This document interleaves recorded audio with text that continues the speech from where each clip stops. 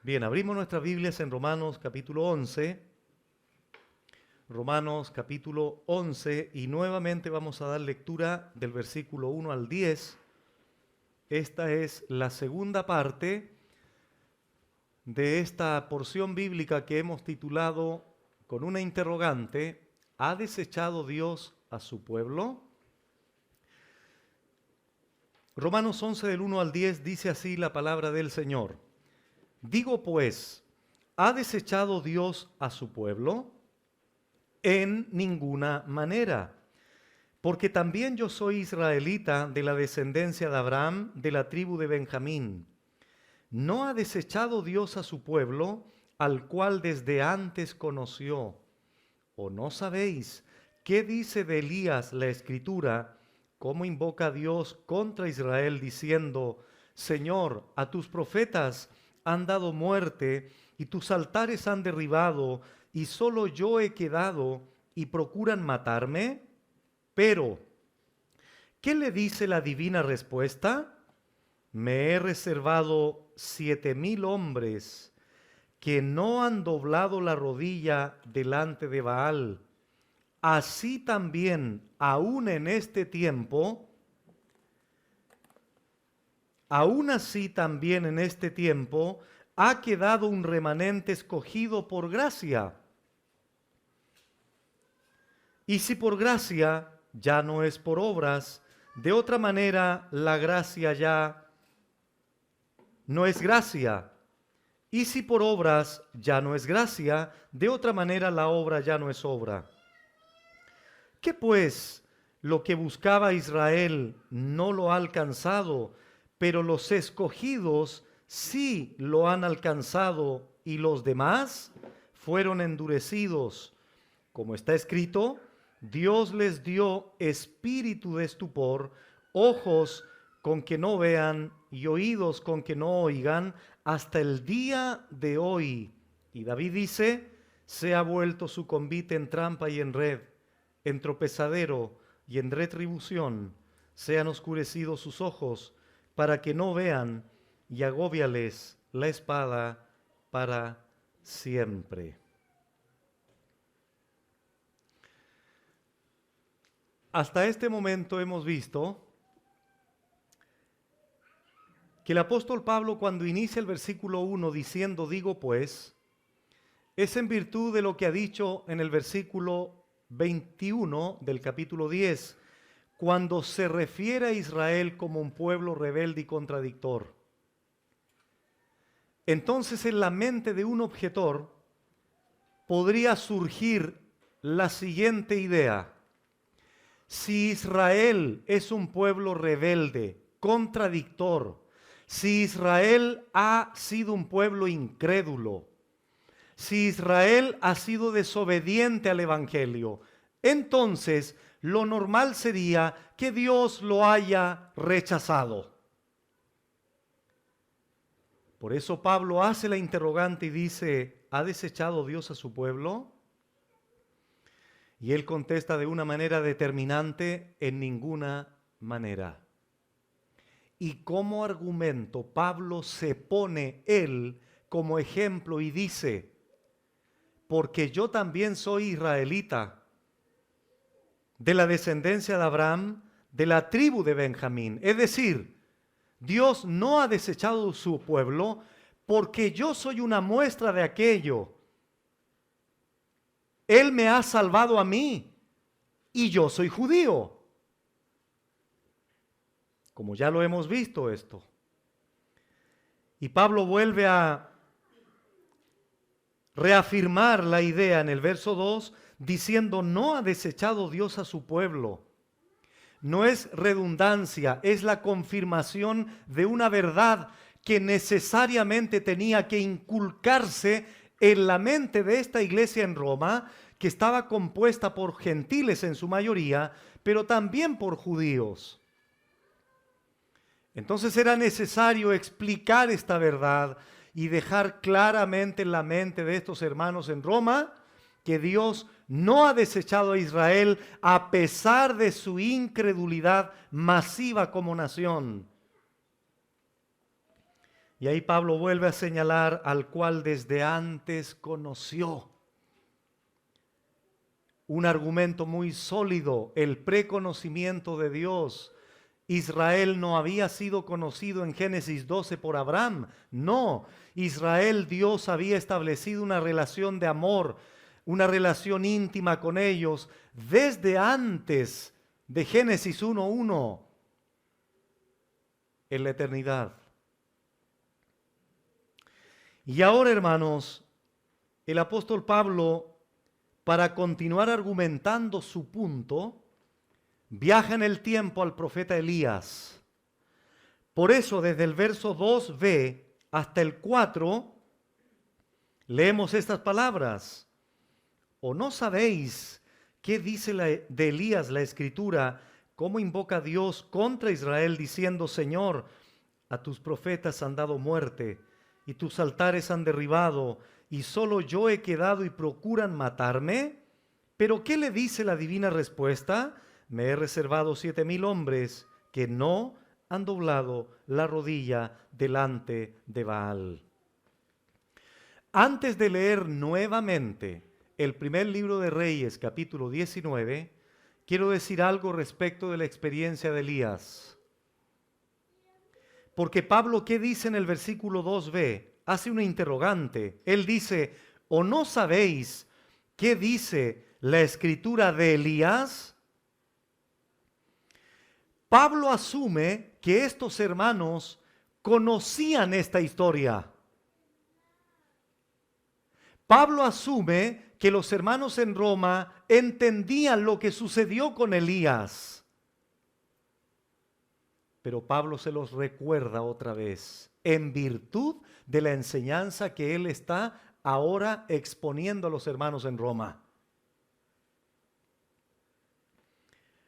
Los días del profeta Elías fueron días de oscuridad, fueron días negros de Israel. El rey Acab tenía una esposa muy devota del Señor. Se llamaba Jezabel. Era pagana. Era una mujer que espero ningún hermano algún día me diga: pastor, mi esposa es como Jezabel. Porque era terrible esa señora. Estas personas estaban apartando al pueblo de la verdadera adoración a Jehová y llevándolos a la falsa adoración a Baal, un dios pagano, el dios cananita de la fertilidad. Era un tiempo de gran apostasía para los israelitas en general. ¿Y qué sintió Elías en este contexto en particular? Elías comenzó a expresar, a pensar que él había quedado solo. Él sentía, o Elías pensaba, que era el único que había quedado que aún honraba a Dios, el verdadero Dios. Todos parecían ser adoradores de Baal, excepto él. Ese fue el pensamiento que comenzó a gobernar la mente de Elías. Pero Elías estaba equivocado. ¿Por qué? Porque Dios lo tiene que corregir. Elías, tú no estás solo.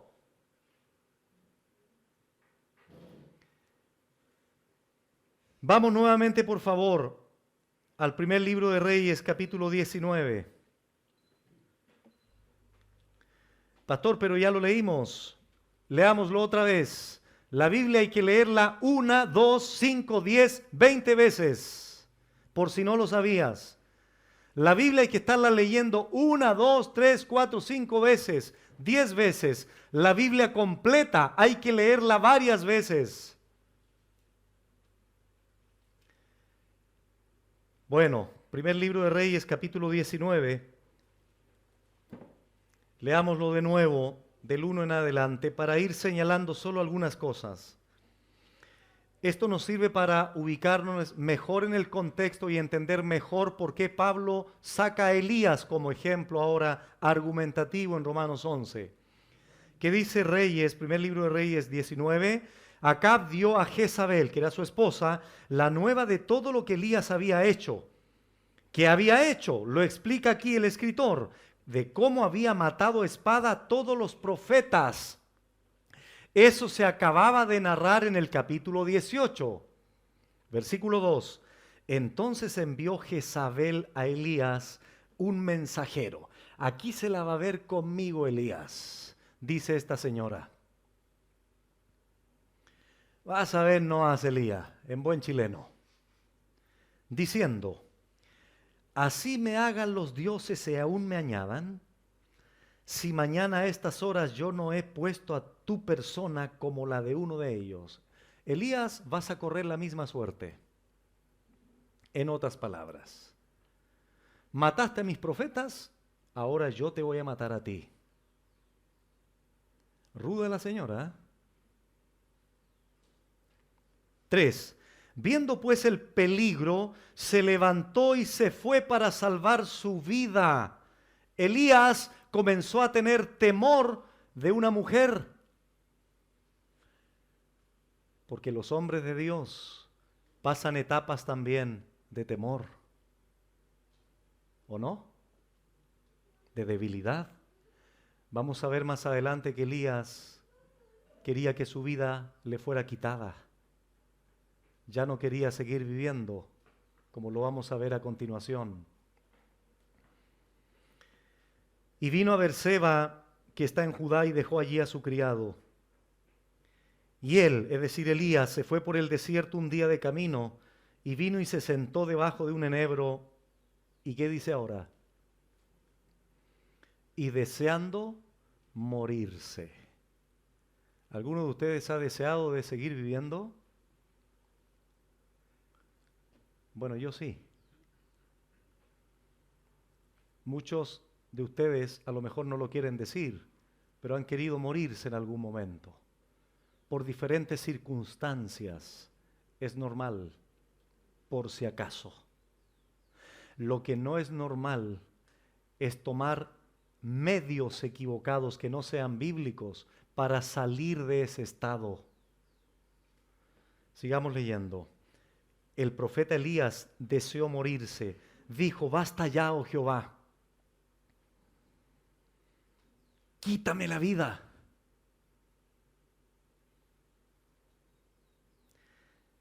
Pues no soy yo mejor que mis padres. A ver, permítame hacer un paréntesis aquí. Días atrás recibí un mensaje de que curiosamente hay pastores que se han estado quitando la vida este último tiempo.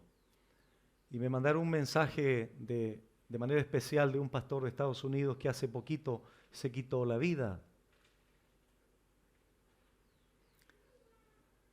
Es curioso eso. Yo no quiero aquí entrar a juzgar ni nada de eso, tener algún prejuicio con eso, pero es la realidad. ¿Qué estará pasando? Bueno, Elías le dice a Dios, quítame la vida. Versículo 5, y echándose debajo del enebro se quedó dormido, y he aquí luego un ángel le tocó y le dijo, levántate, come. Entonces él miró y he aquí a su cabecera una torta cocida sobre las ascuas y una vasija de agua. Y comió y bebió y volvió a dormirse. No olvidemos, hermano, el contexto, por favor, histórico aquí. Jezabel lo quiere matar. Elías había llevado a cabo ya la matanza de los profetas de Baal en el capítulo 18. Entonces Elías aquí está huyendo. Está huyendo, ¿por qué? Porque ha sido amenazado por Jezabel. Ese es el contexto aquí. Versículo 7. Y volviendo el ángel de Jehová la segunda vez le tocó, diciendo, levántate y come, porque largo camino te resta. Se levantó pues y comió y bebió, y fortalecido con aquella comida, caminó 40 días y 40 noches hasta Horeb, el monte de Dios. Y allí se metió en una cueva donde pasó la noche, Y vino a él palabra de Jehová, el cual le dijo, ¿qué haces aquí, Elías?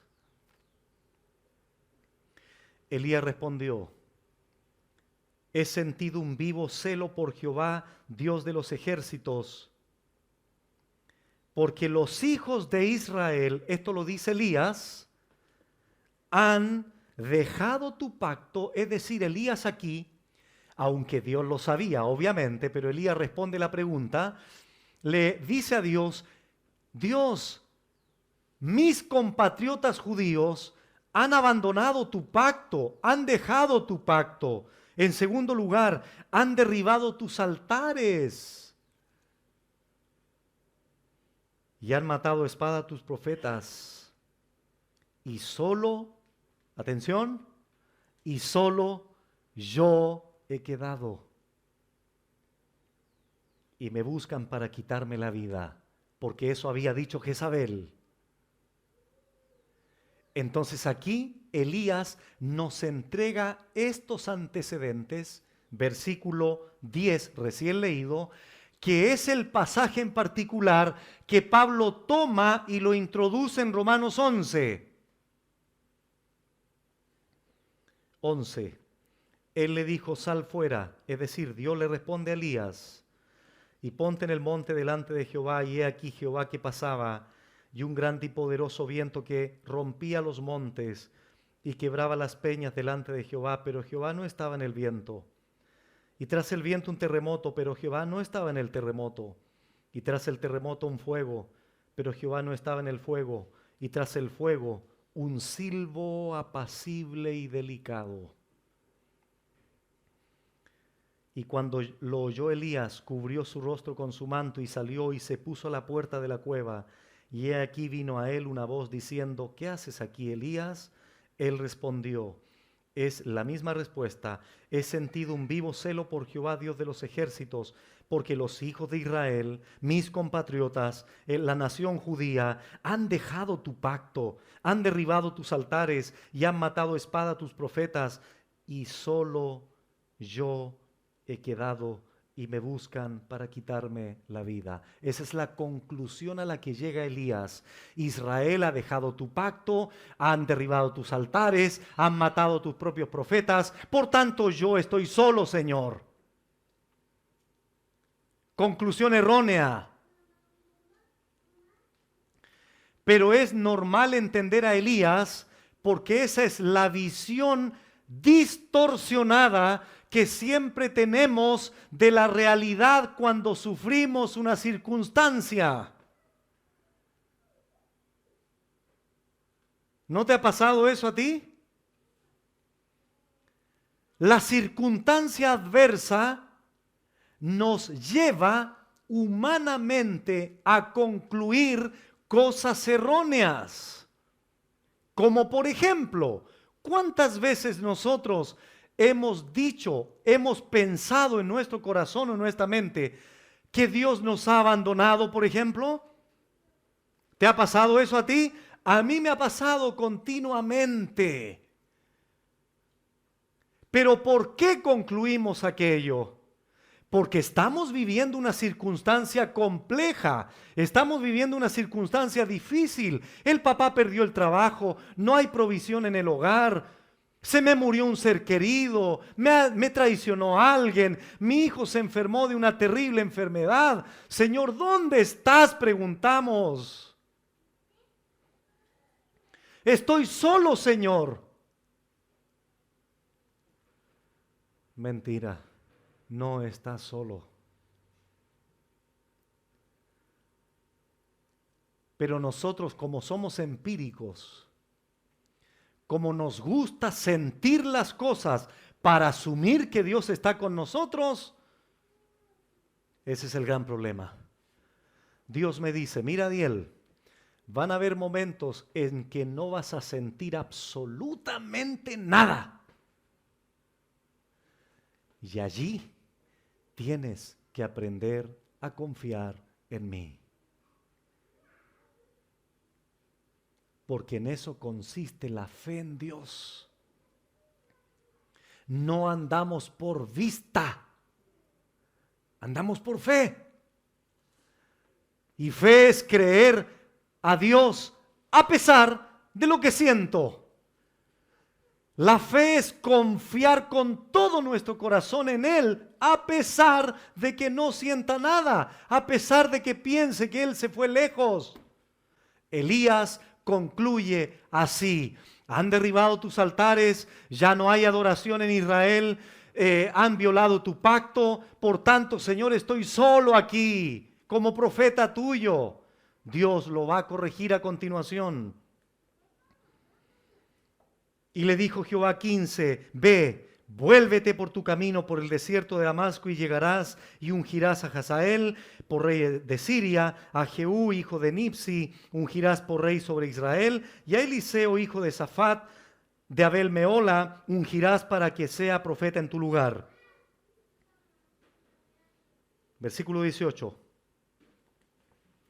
Y yo haré que queden en Israel 7,000 cuyas rodillas no se doblaron ante Baal y cuyas bocas no lo besaron. De ahí vamos a hacer un énfasis de nuevo en eso. Regresemos ahora, por favor, a Romanos 11.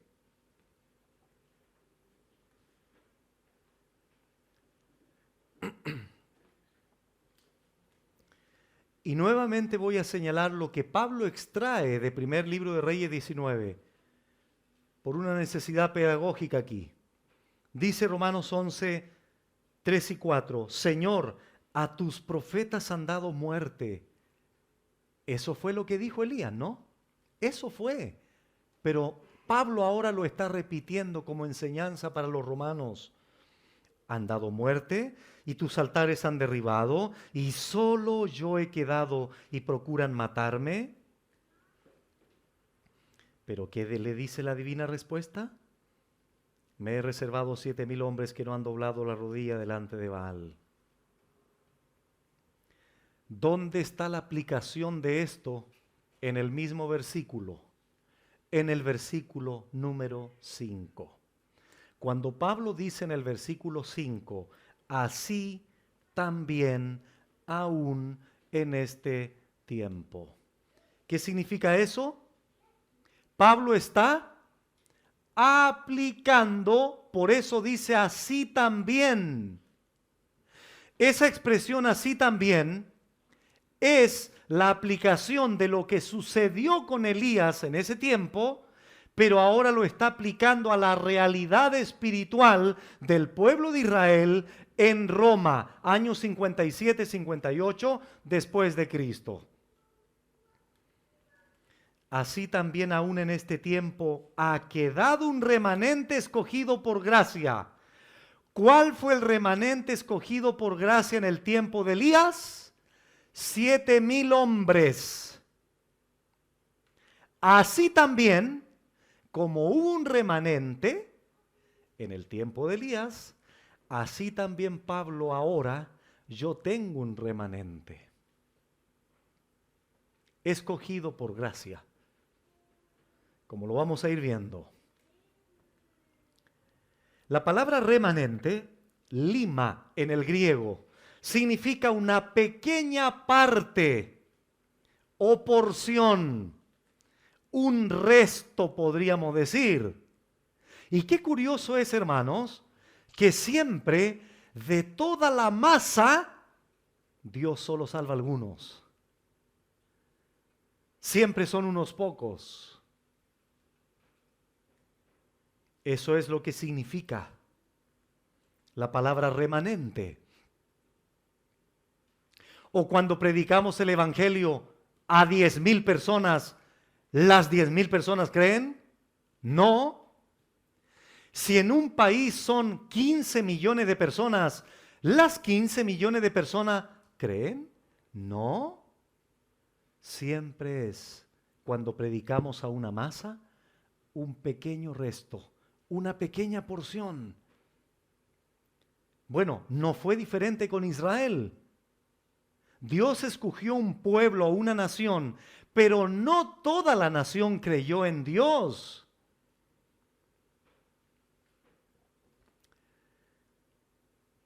En el tiempo de Elías era una minoría, silenciosa, podríamos decir. Porque curiosamente Elías no sabía de su existencia, pero Dios sí sabía quiénes eran. Dios sí sabía dónde estaban y Dios sí sabía cuántos eran. Porque como dice 2 Timoteo 1:19, conoce el Señor a los que son suyos. Pero Elías, ¿qué concluyó? Estoy solo.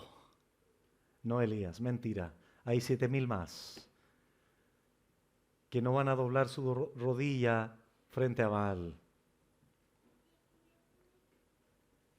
Ahora en el versículo 4, y esto de alguna manera lo quise enfatizar el domingo pasado, pero ahora quiero volver a hacerlo, hermanos, porque la gloria siempre tiene que ser del Señor en la salvación, en la santificación, en la justificación, en la adopción, en la redención, etcétera, etcétera. Siempre tiene que ser la gloria de Él. Siempre tenemos que exaltar en la salvación su nombre, su poder, su gloria, su carácter. Y por eso es que quiero enfatizar en lo siguiente. Dios le dijo a Elías y le dice a Pablo de nuevo para Roma, me he reservado. Pero ¿cómo le dijo Dios a Elías? Y en el capítulo 19 del primer libro de Reyes, y yo haré que queden. Yo, ese pronombre personal, singular, que el Antiguo Testamento atribuye a Dios, es muy relevante. ¿Por qué? Porque ese pronombre personal yo excluye a cualquier otro ente en la salvación directa de sus hijos.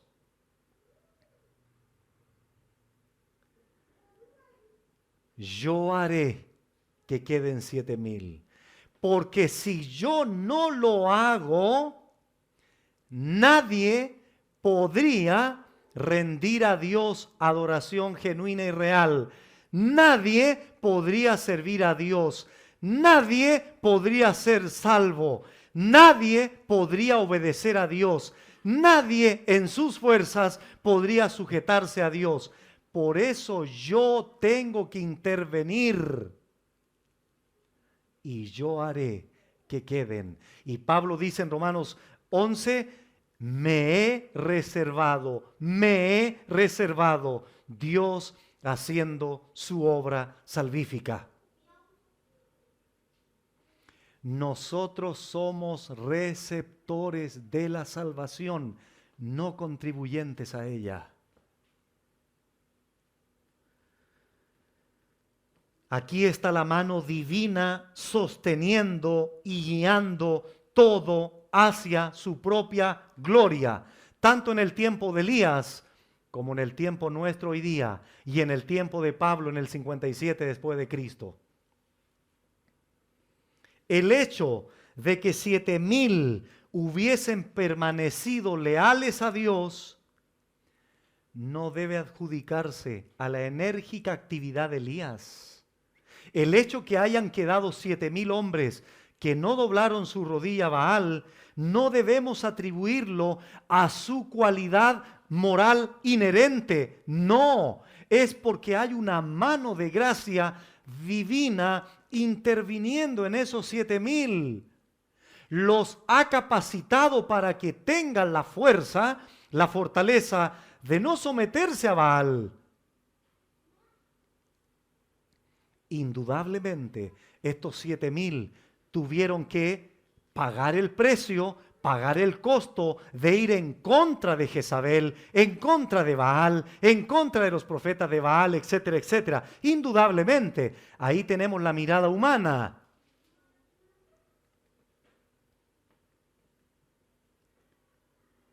Dios se reserva. Por lo tanto, tal como sucedió entonces, dice Pablo, en el tiempo de Elías, sucede ahora, dice él. Dios nunca rechazará totalmente a Israel. Y este remanente se le llama allí, en el versículo 5, un remanente escogido por gracia. ¿Pero qué debían hacer los judíos? Creer en Dios. Ahí está el lado humano. Ahí está la responsabilidad humana. El judío debía creer, pero habían sido escogidos por gracia desde antes. Ahí está el lado divino. Ahí está la intervención divina. Esto de acá, la responsabilidad humana, es consecuencia de la intervención divina primero. La causa es esta. La intervención divina es antes de la fundación del mundo, pero en la cronología de vida del pueblo de Israel, ellos debían creer en Dios. Pero otros, ¿qué hicieron? Lo rechazaron por su propio pecado. Como Pablo ha dicho también en 1 Timoteo, Dios nos escogió no conforme a nuestras obras, sino, o según el propósito suyo y la gracia que nos fue dada, ¿cuándo? Desde antes de la fundación del mundo. Por lo tanto, así como en los tiempos de Elías había creyentes, verdaderos creyentes, así también en los días de Pablo había verdaderos creyentes. Había verdaderos judíos que habían creído en Dios indudablemente. Él era una prueba de aquello. Pero no olvidemos que había una minoría de judíos convertidos que estaban en la iglesia en Roma y que llevó a Pablo también a explicar estas verdades como tal. Hermanos, dicho de otra manera, en los tiempos de Elías, la apostasía generalizada de Israel no fue un obstáculo para que Dios siguiera siendo fiel a su promesa. Así también en los tiempos de Pablo, la apostasía generalizada del pueblo de Israel en los tiempos de Pablo no sería un obstáculo para que Dios siguiera salvando a judíos, porque la palabra de Dios ha fallado. No, en ninguna manera. Dios cumple su pacto. Dios cumple sus promesas. Dios cumple lo que dice. Dios cumple su palabra. Israel sigue siendo importante para Dios, pero no por sus propios méritos, sino por su propia gracia que los ha elegido para dicho destino. Pablo dice, así también aún en este tiempo ha quedado un remanente escogido por gracia. Douglas Moe comenta lo siguiente, cito, la preservación por parte de Dios de un remanente no solamente es prueba de su fidelidad presente hacia Israel, sino que también es una promesa de esperanza para el futuro del pueblo. Fin de la cita. Ahora leamos el versículo 6. Y si por gracia, ya no es por obras. De otra manera, la gracia ya no es gracia. Y si por obras, ya no es gracia. De otra manera, la obra ya no es obra. Es medio complicado el texto. Parece trabalengua, pero no lo es. Es muy sencillo de entender. Es como si Pablo dijera, si la salvación es por gracia, no puede ser por méritos, no puede ser por obras. O es por gracia, o es por obras, pero por obra nadie puede. Porque la esencia misma de la gracia es el inmerecido favor divino. Como dice William MacDonald, un don no se puede ganar. ¿Saben por qué? Porque es un don, pues. Lo que es gratis no se puede comprar. ¿Por qué? porque es gratis, pues. Lo que es inmerecido no puede merecerse. Felizmente, dice él, la elección de Dios se basó en la gracia, no en las obras. En otro caso, nadie jamás podría haber sido escogido. Charles Spurgeon dijo esto: qué bueno, parafraseando lo que dijo, qué bueno que Dios me escogió antes que yo naciera, porque si me hubiese escogido después que naciera, no lo hubiese hecho.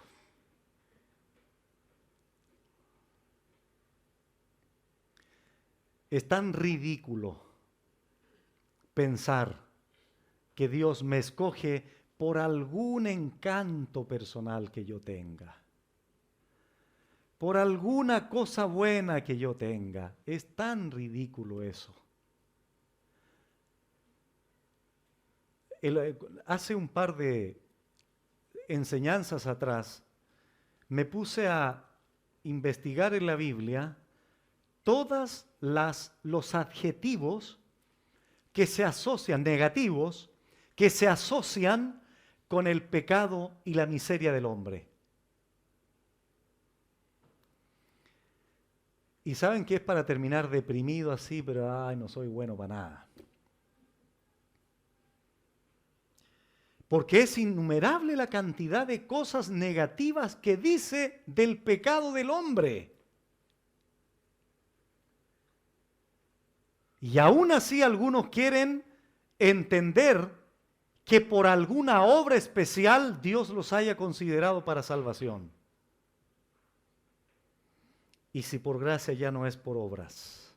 De otra manera la gracia ya no es gracia. Y si por obras ya no es gracia, de otra manera la obra ya no es obra. Pablo lo dijo de esta manera en Romanos 4. Pero al que obra no se le cuenta el salario como gracia, sino como deuda. He dicho esto en otras ocasiones. Todos ustedes que trabajan aquí, los 30 días del mes, y llegas el 30 día o el día que te pagan, tú no llegas donde el jefe, o el jefe no te dice a ti, mire, entre a la oficina, por gracia le voy a dar su sueldo. ¿Te dice eso? ¿Por qué no te puede decir eso? Porque tú fuiste el que trabajó, porque tú fuiste el que obró. Te levantaste todos los días a trabajar tus 8 o las horas que hayan sido, todo el mes. Por lo tanto, cuando llegas a fin de mes, no es por gracia que te pagó el jefe. El jefe, tiene una deuda contigo. Te debe aquello. Pero cuando aplicamos eso a la salvación, escuchen muy bien, Dios no le debe la salvación a nadie. Lo repito, Dios no le debe la salvación a nadie. Dios no está obligado a salvar a nadie. Dios no está forzado a salvar a nadie. Si Él ha salvado a alguien, lo ha hecho por gracia. Lo ha hecho por algo que Él ha determinado hacer por su propia voluntad. Y en esa determinación voluntaria de Dios estaba mi nombre en su mente desde antes de la fundación del mundo. Porque a los que antes conoció, también los predestinó. Y a los que predestinó, también llamó. Y a los que llamó, también justificó. Y a los que justificó, a estos también glorificó. Mira qué precioso pasaje en Tito capítulo 3.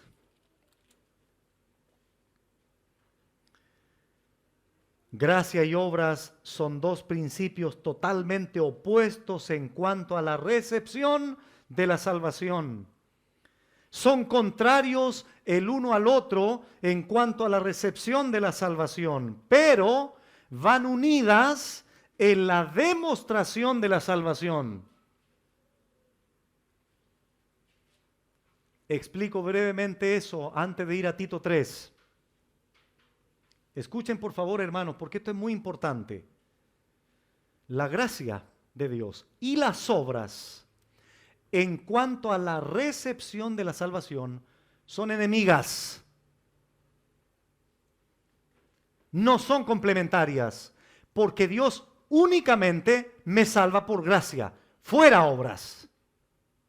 Pero cuando el creyente es salvo, debe en su santificación comenzar a demostrar la salvación con obras. Pero eso es totalmente diferente. ¿Qué dice Tito 3, del 3 al 8? Porque nosotros, dice Pablo, también éramos tiempo pasado, qué bueno eso, en otro tiempo insensatos, rebeldes, extraviados, esclavos de concupiscencias y deleites diversos, viviendo en malicia y envidia, aborrecibles y aborreciéndonos unos a otros. Ahí está la radiografía tuya también en tu vida pasada, ¿cierto? Sí. 4. Pero cuando se manifestó la bondad de nuestro Dios, Salvador, y su amor para con los hombres, nos salvó. A ver, miren, el texto 4 no dice esto. Pero cuando Dios vio qué simpático era Adiel, lo salvé. Verso 5. El texto no dice, pero cuando Jorge era tan bueno, lo salvé. Pero cuando Andrea era o tenía tan buenas obras perfectas en su vida, la salvé. No, no dice eso el texto. Todo el texto lo atribuye Pablo a la bondad de Él, al amor de Él, a la gracia de Él, a la misericordia de Él. De ahí viene la fuente de nuestra salvación. A pesar de toda la tragedia de nuestro pecado señalado en el verso 3, desobedientes, corruptos, insensibles, rebeldes, etcétera, etcétera. Pero en esa condición Dios manifestó su bondad, su amor, su gracia. Nos salvó no por obras de justicia, para que te quede bien claro, Tito. No por obra de justicia que nosotros hubiésemos hecho, sino por su misericordia, por su compasión salvífica.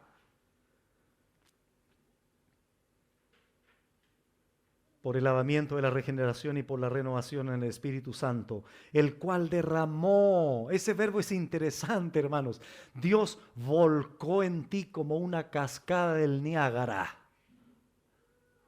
¿Conocen esa cascada? ¿Cómo fluyen las aguas ahí? Millones y millones y millones de litros de agua caen. Derramó tiene que ver con eso. Él abrió la ventana de los cielos y volcó sobre tu vida las cascadas de amor, de gracia, de bondad, de misericordia sobre tu vida, a pesar de lo que eras del verso 3.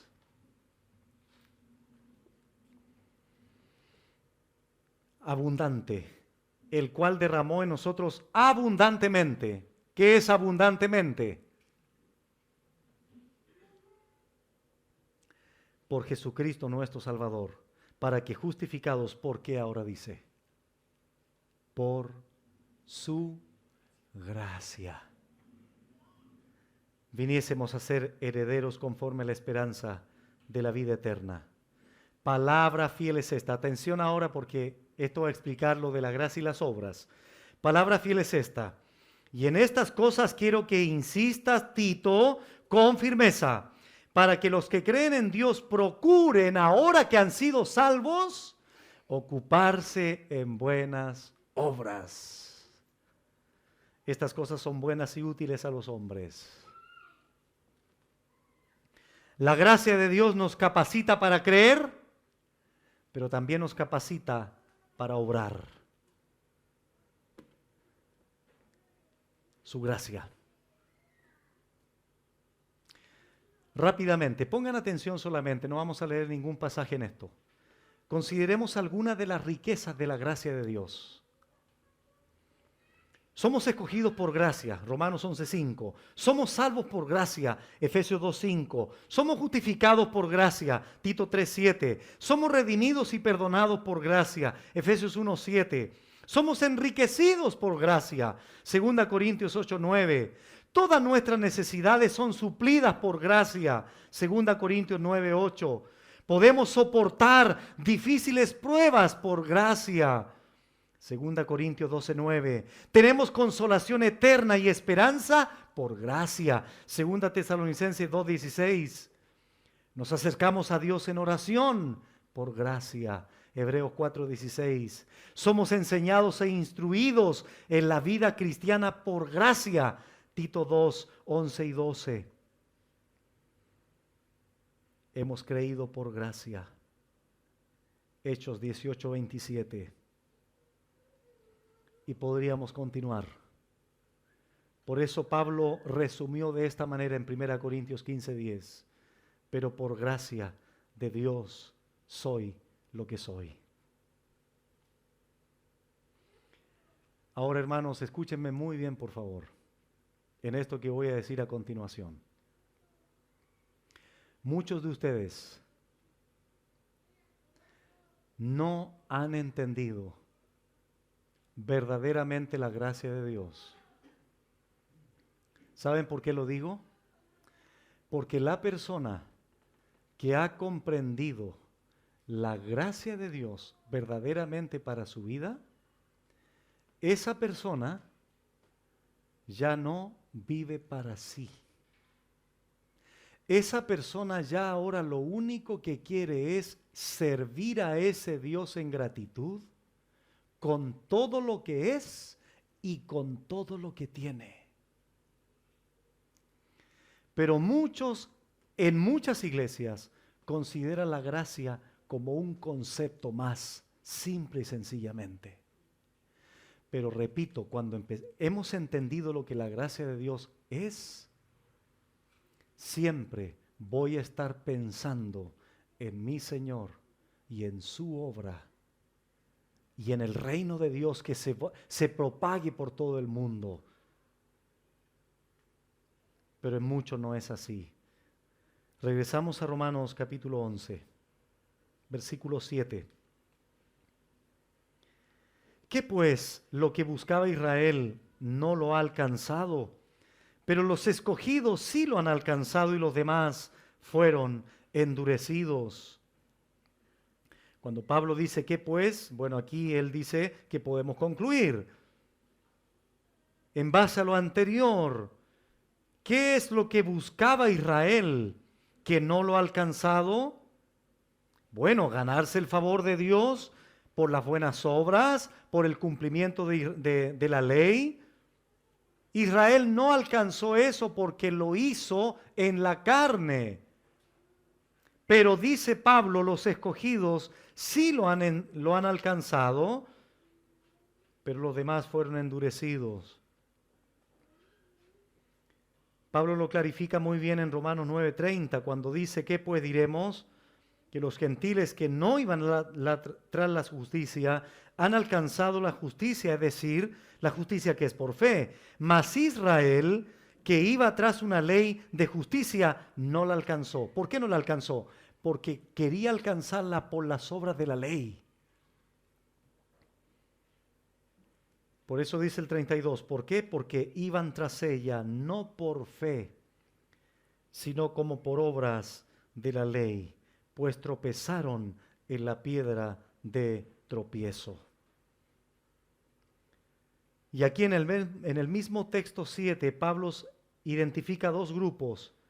Primero dice Israel, que no alcanzó eso porque lo hizo por las obras de la ley, pero dentro de Israel menciona a unos escogidos, pero dentro del mismo Israel menciona a los endurecidos.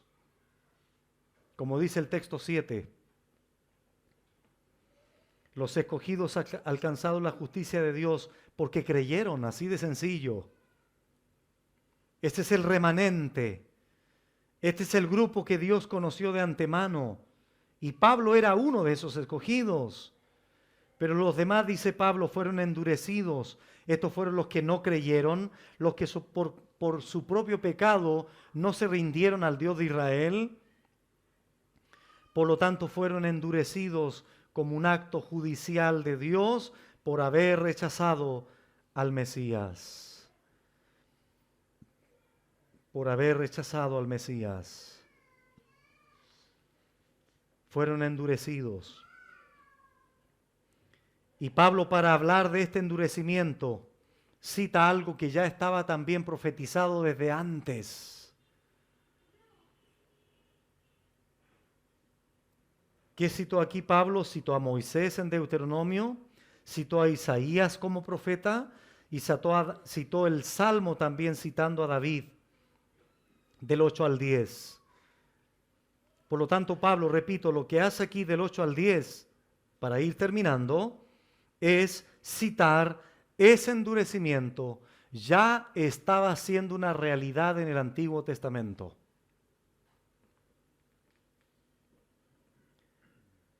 ¿Qué dice el verso del 8 al 10? Como está escrito. Ahí está Pablo apelando nuevamente al Antiguo Testamento. ¿Qué dice allí? Dios les dio espíritu de estupor, ojos, y noten hermanos que dice Dios les dio. Ojos con que no vean y oídos con que no oigan, hasta el día de hoy. Y David dice, se ha vuelto su convite en trampa y en red, en tropezadero y en retribución. Sean oscurecidos, sus ojos para que no vean, y agóbiales la espada para siempre. No vamos a leer estos textos, solo los voy a citar. El versículo del 8 al 10, Pablo señala Deuteronomio 29:4, Isaías 29:10 e Isaías 6 del 9 al 10. Y el verso 10, cuando cita a David, cita el Salmo 69, versículo 22 y 23. ¿A qué se refiere Pablo aquí cuando dice que Dios les ha dado tres cosas en el verso 8?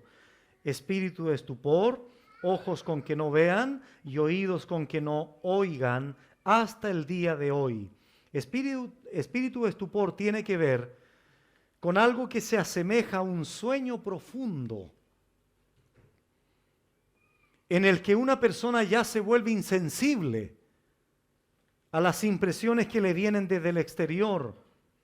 Y por eso Pablo también añade ya que las personas ya no pueden ni oír ni ver. Es como estar dormidos, estar lerdos, insensibles.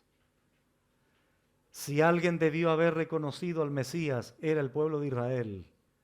Pero estaban tan adormecidos, producto de su propio pecado de incredulidad, de rebeldía, que fueron incapaces finalmente de rendirse al Señor. Y este endurecimiento es un endurecimiento de parte de Dios judicial ante el rechazo y la incredulidad deliberada. Dios los endurece, tal cual como Pablo había señalado al faraón anteriormente. Dios lo endureció, sí, pero también la Biblia dice que el faraón endureció su propio corazón. Y hasta el día de hoy, dice Pablo. Y en el versículo 9, cuando cita el Salmo 69, que es el que escribió David,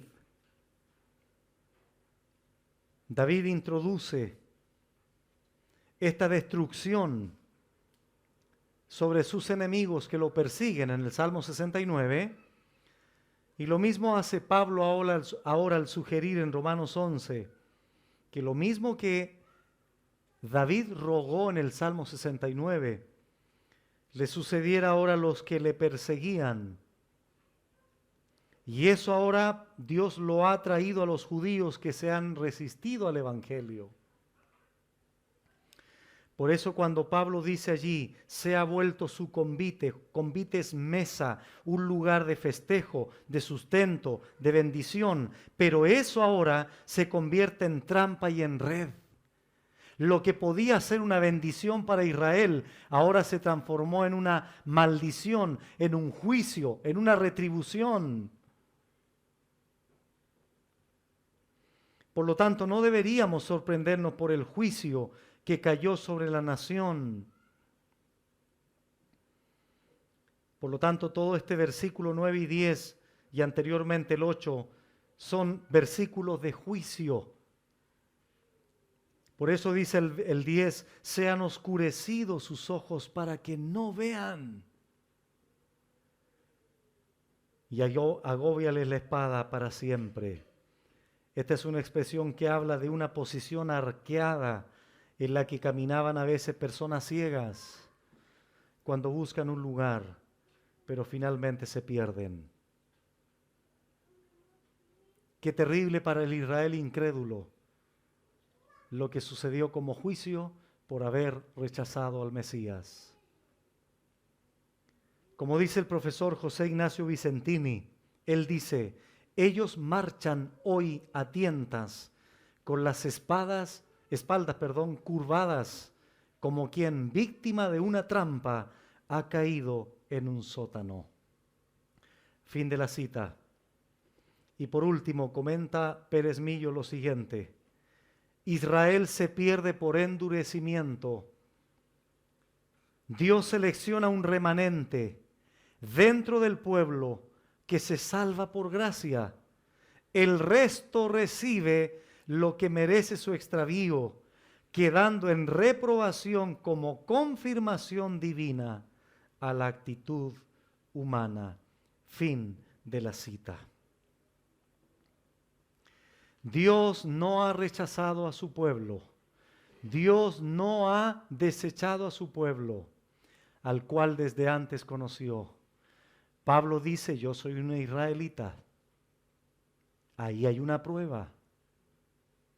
A pesar de la apostasía y del Israel incrédulo en el tiempo de Elías, yo me reservé 7,000 hombres. Así también ahora, dice Pablo, en el tiempo de Pablo, Dios se ha reservado un remanente escogido por gracia, porque por gracia somos salvos, por gracia somos escogidos. Y si es por gracia, ya no es por obra.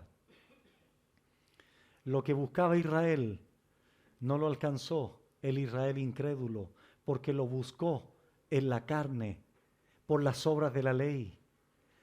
Y la salvación se recibe por la fe. Por lo tanto, Dios endurece como juicio al Israel incrédulo. Pero no solo al Israel incrédulo, también al gentil incrédulo que rechaza la gracia de Dios, como dice Romanos 1, que Dios los entregó 3 veces por haber rechazado al Dios creador del universo. Y todo lo que significaba para Israel una bendición, la ley, los pactos, las promesas, descendencia de Abraham, el culto, etcétera, etcétera, Cristo mismo, ahora se transforma en tropezadero para ellos. Insisto en esta idea, por su propio pecado de incredulidad, porque Dios no pone pecado en nadie, Dios no tienta a nadie y no es autor del mal. La gente por su propio pecado abraza su pecado, se obstina en su pecado y Dios, por tanto, judicialmente, como dice aquí, los endurece aún más. ¿Por qué no lo hizo contigo Dios de endurecerte más por tu propio pecado? Porque Dios manifestó en ti su gracia y por gracia has podido creer, porque es su gracia salvífica, el poder de su evangelio, lo único que puede romper y destruir el corazón duro de una persona. El ejemplo de Lidia, Hechos 16. Habían muchas mujeres escuchando a Pablo, pero ¿por qué solo el corazón de Lidia fue abierto para entender? Porque es por gracia y porque Dios tiene misericordia de quien quiere tener misericordia. Y una y otra vez recordamos su misericordia bendita y soberana voluntad en la salvación. Oramos al Señor. Padre bendito, muchas gracias por tu palabra, muchas gracias por continuar entendiendo lo que tú has hecho en favor de tu pueblo, de tu remanente escogido, pero también entender el endurecimiento judicial, el endurecimiento que tú, Señor, has dado a aquellos que han rechazado deliberadamente tu gracia, tu evangelio, tu misericordia, y que han abrazado su propio pecado. Nosotros te damos gracias porque quebraste, porque humillaste, porque destruiste nuestra incredulidad, nuestro propio pecado, Señor. Abriste nuestro corazón, abriste nuestro entendimiento, y por tu bendita misericordia nos diste un nuevo corazón para poder creer en ti. Alabamos tu nombre, Señor. Bendecimos tu nombre. Y a ti damos la gloria por habernos salvado por gracia mediante la fe. En Cristo Jesús. Amén.